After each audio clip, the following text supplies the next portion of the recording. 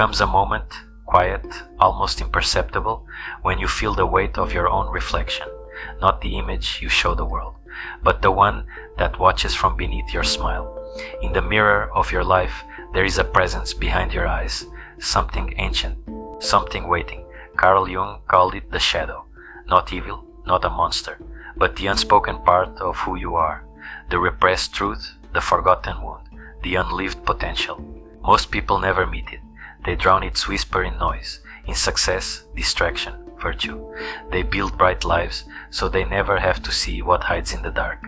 But the darkness waits, it always waits. You cannot heal what you refuse to see, and so most people live divided.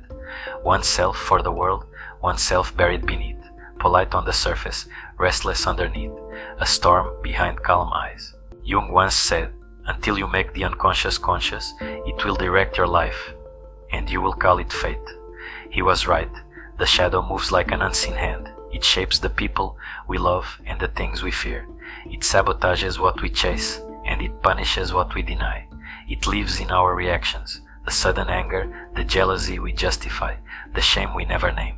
We think we are free, but the parts of us we refuse to face rule us. You can live your whole life being kind, moral, successful, and still be a stranger to yourself, because authenticity isn't found in perfection, it's found in confrontation. And one day something breaks the surface, a failed relationship, a betrayal, a quiet emptiness after achievement, a mirror that doesn't lie anymore. You realize that the monster you've been running from is carrying a message, that the wound you buried is the doorway back to your soul. This is not the beginning of destruction, it's the beginning of truth. The shadow is not your enemy. It's the forgotten half of your humanity. And the moment you stop running, the moment you turn toward it, is the moment you begin to awaken. Because healing doesn't begin in the light. It begins the first time you dare to step into the dark. The struggle begins when the silence inside you starts to speak. We grow up believing that darkness is something to escape. From childhood, we're taught to smile, behave, achieve, to be good. But goodness, when performed too perfectly, can become a mask. And behind that mask, the shadow grows stronger. We learn to repress our rage, to silence our envy, to bury our pain. We post pictures of happiness while quietly drowning in emptiness. We master the art of appearing healed, while inside we are fragmented. Society rewards the illusion. It tells us that positivity is power, that confidence is strength. But when positivity becomes denial, it becomes poison. Because the soul does not heal through pretending. It heals through seeing. Imagine your mind as a house. Each emotion is a room. You decorate the living room for guests, joy, kindness, ambition. But there's a door you keep locked. Behind it are the memories you despise, the thoughts you condemn, the instincts you fear. That door is your shadow. You avoid it for years. You tell yourself it's better this way. You say, I have moved on. But you haven't moved. You've built walls. And every wall that hides your pain also hides your depth. Jung understood this tragedy. He saw that repression doesn't destroy the shadow. It feeds it. The more you deny your anger, the more it finds new ways to surface. Through sarcasm, through control, through addiction, through the way you project your hidden self onto others. You call someone arrogant because you've never faced your own hunger for recognition. You call someone immoral because you're terrified of your own desires. You condemn what you secretly contain. That is the shadow's game. And slowly, the cost of this denial becomes unbearable. The life you built to escape pain becomes the very prison that deepens it. You chase pleasure but feel hollow. You surround yourself with people but feel unseen. You succeed, yet the mirror still feels empty. Because wholeness cannot be achieved by amputating half of the self. When you refuse to face your darkness, you also lose access to your light. Your courage, creativity, passion, all live in the same place as your fear. To repress one is to repress all. This is why so many souls suffer quietly. They do not lack love, they lack integration. They are split between who they are and who they pretend to be. And every day, the shadow whispers through small moments, in jealousy when a friend succeeds, in guilt after a lie, in the exhaustion of living someone else's script. You cannot silence it forever. It will knock until you answer. But here lies the paradox. The shadow is not there to destroy you. It's there to complete you. It holds the truth that your conscious mind rejected. It carries your hidden talents, your lost fire, your forgotten purpose. And only by opening that locked door can you remember what it means to be whole. Most people will never dare. They will choose comfort over clarity. They will polish their image while their soul decays in silence. But you, if you've ever felt that quiet ache in the center of your being, that subtle call to face what you fear most, that is your invitation. The shadow is calling you home, and the next step is not to fight it, but to understand it. Because truth begins where denial ends. When you finally turn toward the darkness, something extraordinary happens. The monster you feared begins to look familiar. Its eyes are your eyes. Its voice, the one that whispers your deepest doubts, sounds like your own. This is the revelation Carl Jung devoted his life to, that the darkness within us is not separate from us. It is us, disowned, rejected, misunderstood. And until we integrate it, we remain divided against ourselves. You see, the shadow is not purely evil. It is human. It contains all the instincts and impulses that your conscious mind decided were unacceptable. But the mind is a ruthless censor, and it doesn't always know what should be kept out. Sometimes what it labels as dark is merely honest. Your anger, for example, may hide your courage. Your jealousy may conceal your longing for growth. Your shame may be the sign of a conscience seeking balance. Even your fear may be trying to protect something sacred. The shadow does not seek to corrupt you. It seeks to reveal what you have forgotten, that light and darkness are not enemies, but twins. Jung wrote, "One does not become enlightened by imagining figures of light, but by making the darkness conscious." That is the heart of transformation. Not chasing purity, but embracing complexity. Not trying to erase the shadow, but to understand what it has to teach. Think of it this way: light alone can blind, darkness alone can suffocate. But together they create depth, the contrast that gives the soul dimension. When you bring awareness to your shadow, you begin to reclaim your lost power. You start to see that your flaws are not failures. They are unrefined energies waiting to be shaped. Anger becomes assertiveness. Fear becomes caution.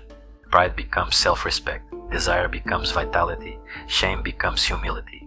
Integration is not perfection, it's unity. It's the moment when you can look at every part of yourself and say, yes, this too is me. In that acceptance, the war inside you begins to end. The energy you once wasted hiding from yourself becomes available for creation, for love, for presence. You stop reacting to life and begin responding to it. You no longer fear judgment because you've already faced the harshest judge, yourself. And yet, this is not an easy revelation. The shadow does not reveal itself through comfort. It speaks through discomfort, through the moments that humble you, the people who trigger you, the failures that break you open. Each one is a mirror, reflecting the piece of you that still needs to be seen. When someone angers you, ask, what part of me do they awaken? When you feel jealousy, ask, what desire have I buried? When you feel shame, ask, what truth am I afraid to own? The shadow answers in silence, but its silence is full of meaning. This is the art of inner alchemy, the transformation of the unconscious into consciousness, of pain into wisdom, of darkness into depth. In every myth, this journey is symbolized by descent. Orpheus entering the underworld, Jonah swallowed by the whale, Christ descending into hell before resurrection. The meaning is the same. You must go down to rise up. You must face your shadow before you can embody your light. But beware of pride in this awakening. Even awareness can become another mask. To claim, I have conquered my shadow, is itself a form of arrogance. For the shadow never disappears. It only becomes your companion. Integration is not a destination. It is a lifelong dialogue between what you know and what you do not yet know about yourself. And that dialogue, that humility, is what gives the human soul its beauty. Because when you finally stop running from your shadow, you begin to see others more clearly too. Their flaws no longer disgust you. Their pain no longer threatens you. You recognize yourself in them. And in that recognition, compassion is born.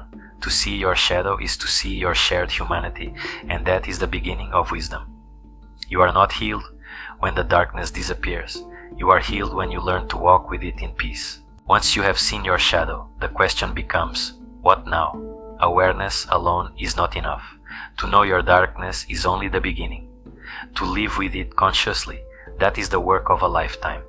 Integration begins in the smallest of moments, when anger rises and you breathe instead of explode, when jealousy whispers and you choose understanding instead of resentment, when fear tightens your chest and you step forward anyway.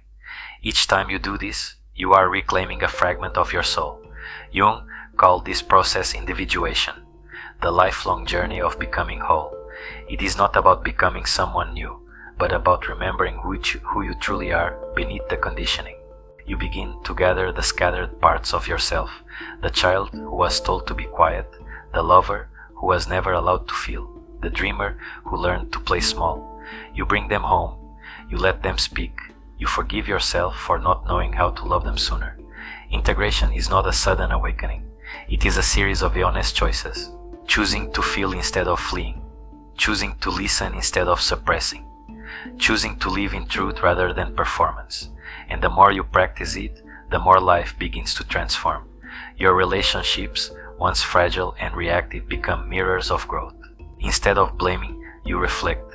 Instead of defending, you listen. You realize that what irritates you in others often reveals what still needs healing in yourself. Every conflict becomes a classroom. In leadership too, the shadow plays its role. Those who deny it project tyranny. They rule through fear, needing control to mask insecurity. But those who embrace it lead with strength, rooted in self-knowledge. They are unshaken by criticism because they have already faced their own darkness. They do not demand perfection. They invite authenticity. Even in solitude, the integration deepens. When you sit alone in silence, the shadow visits again, but this time not as an intruder, as an old friend, reminding you that peace is not the absence of pain, but the acceptance of it. You begin to see the world differently, not as a battlefield between good and evil, but as a vast interplay of light and shadow, each necessary for the other's existence. The man who represses his aggression becomes weak. The one who integrates it becomes disciplined, protective, powerful. The woman who buries her ambition becomes resentful. The one who integrates it becomes unstoppable. To face the shadow is to claim your full humanity, the soft and the strong, the flawed and the divine, and slowly your energy changes. You no longer chase validation. You no longer flee discomfort. You begin to radiate calm, not because life is easy, but because you've learned to hold contradiction without breaking. This is the quiet power of the integrated soul. It no longer seeks to dominate or to please. It simply is. It speaks truth without cruelty. It forgives without forgetting. It acts without arrogance. Marcus Aurelius once wrote, "Look well into thyself. There is a source of strength which will always spring up if thou wilt always look there." That source is the union of your light and your darkness. When they dance together, you become whole. So the next time you feel conflict inside you, do not rush to silence it. Sit with it, observe it, ask what truth it carries. Because what you call weakness may be the birthplace of wisdom. Transformation is not about changing who you are. It is about remembering that you were never broken, only divided. And in facing your shadow, you begin to return to your center, to your truth, to the vast, quiet power that comes from being at peace with yourself. Adar, the light you seek was never lost. It was only waiting in the dark. When the storm inside you finally quiets, what remains is not triumph. It is peace. A peace that does not shout or sparkle. It hums softly, like dawn breaking after a long night. You begin to realize that healing was never about erasing the pain. It was about learning to live with it, gently, to hold the darkness without being consumed by it, to look into your own eyes and no longer flinch. You walk differently now, not lighter, but deeper. Every step carries the weight of understanding. Every silence has meaning. You have seen your own abyss and survived it. And because of that, the world no longer terrifies you. When people hurt you, you see their shadow too. Their fear, their longing, their unseen wounds. And instead of hatred, you feel compassion. Not naive forgiveness, but a knowing kind of mercy. You understand that they too are wrestling in the dark. You stop needing to be perfect. You stop needing to be liked. You stop measuring your worth against illusion. The masks fall away, one by one, until what remains is simple, real, unshakable. You. Jung believed that the most terrifying thing is to accept oneself completely. But when you finally do, something sacred awakens. The quiet joy of being whole. You no longer live at war with your impulses. You no longer chase light to escape the dark. You carry both within you, like a candle inside a cave. And that candle changes everything. Not because it banishes the shadows, but because it reveals there was never anything to fear. This is what it means to heal. Not to become invincible, but to become transparent. A vessel through which life can flow freely again. You see now that your shadow was never your enemy. It was your teacher. It broke you only to show you what was unbreakable. It led you into darkness only so you could learn to see. And now, when you stand in front of the mirror, you no longer search for perfection. You see a story, written in scars, in silence, in strength. You smile, not because you have conquered the shadow, but because you finally understand it was you all along. In the end, light and darkness were never separate things. They were the same breath, inhaled and exhaled by the same soul.